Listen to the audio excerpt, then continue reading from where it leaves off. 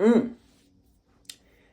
I recently just took an aerospace test. And it was three parts. Wait, actually, it was aluminum, then it was stainless, then it was the blueprinting. Took a three-part test. I failed one of them, okay? And I'm not salty about it. I know I messed up. The guy showed me what I messed up when it was on the blueprint, where it's just like, hey, this shows that only on the arrow side do you put your centered 2-inch welds, or it's separated by 2 inches, whatever it's called. And then the other side, it was just a full weld, or one was 3/16, one was an 1/8 inch thick. And I was like, dude, my bad. I appreciate you for letting me know. Thank you for telling me. I will not do that mistake again. And the guys were super chill, surprisingly calm for an aerospace standard level welding. And so after that, I don't know how I did. They're going to let me know.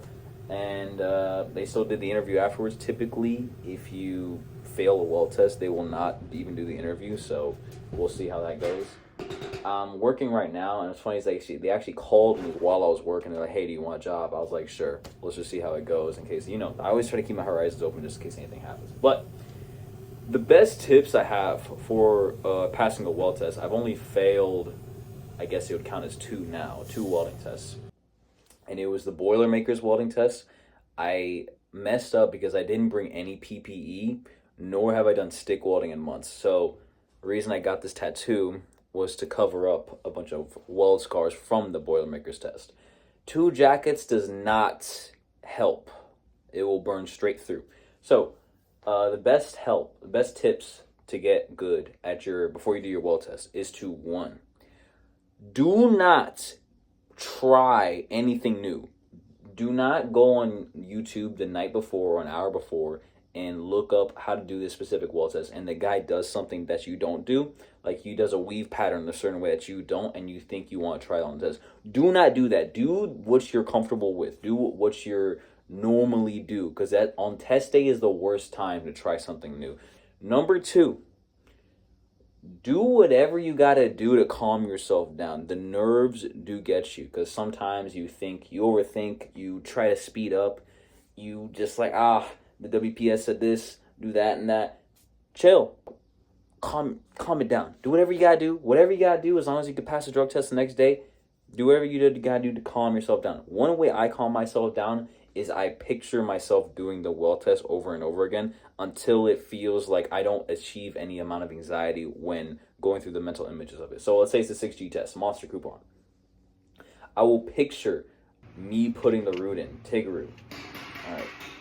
Just doing it over and over and over again, and quiz myself. I would say, okay, what do you do after this? How would someone do this if they asked you how to do it? Would you do it like this? Why are you doing it like this? So I'll be like, okay, I'm doing this. I'm about to clean it right afterwards. Why do I do this? To prevent porosity. I got to make sure it's going to pass x-ray. I got to make sure that it's clean. I got to make sure that I'm feathering the tacks in so that way when I weld it, it gets full penetration and I'm not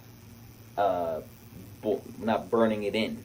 Basically trying to make sure it's as best as possible before I go in there. And after doing enough mental training, I guess, enough times, you kind of relax. You kind of like, okay, I have an idea how I'm supposed to do it. I've done it 100 times in my head and in real life.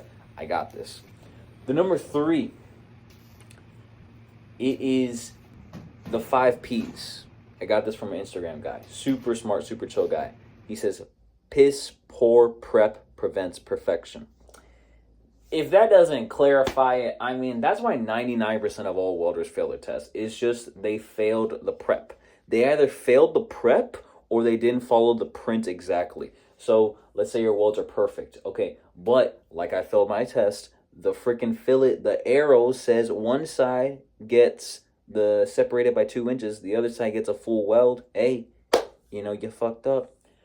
Or, the prep. A lot of the times on a blueprint test, what they'll do is that they'll actually have a way to check if you're actually reading it by not only the project you're building, but also in the step 5, let's say, example, step 5 on the blueprint, check with instructor. If you did not check with the instructor, they know you didn't read it then, because you have to bring the project to the person and they have to check as, all right, you're good, go ahead. So piss poor prep prevents perfection. Be autistic about the prep. I spent a good hour prepping, and it was just 3 2G tests and a T-joint. So I would clean the aluminum nonstop, clean the aluminum, acetone, clean the aluminum, Then I would preheat it, grab the gun, preheat it. No rush available. You cannot involve rushing when you're trying to get it perfect. Especially when a lot of the weld tests, they don't care how long you take. They just say, just do whatever you gotta do to make sure it's good. When I was cleaning it, I double checked everything. I made sure the beveled was nice when I was doing my stainless steel test. So it was like a 1/4 inch thick stainless steel beveled plate on 2G. I tried to make sure that the tacks were clean. I set my machine up twice. Anything you can do, and also ask for help and ask for tips. You'd be surprised on how much they're willing to give you. My instructor gave me everything set up to pass, and I still fucked up on one portion, and that's okay. But he set me up as best he could. You can ask for tips. You can make sure, because I was just like, listen, man, I'm going to be honest with you. I've never used an Everlast machine. Yes, they use Everlast for aerospace shit. You'd be surprised. So I said, listen, what would be the type of cleaning action you have for the aluminum? What would be this? What would be that? They will help you. They will also might even give you a practice plate. And there's been, I don't remember one job that didn't give me a practice plate.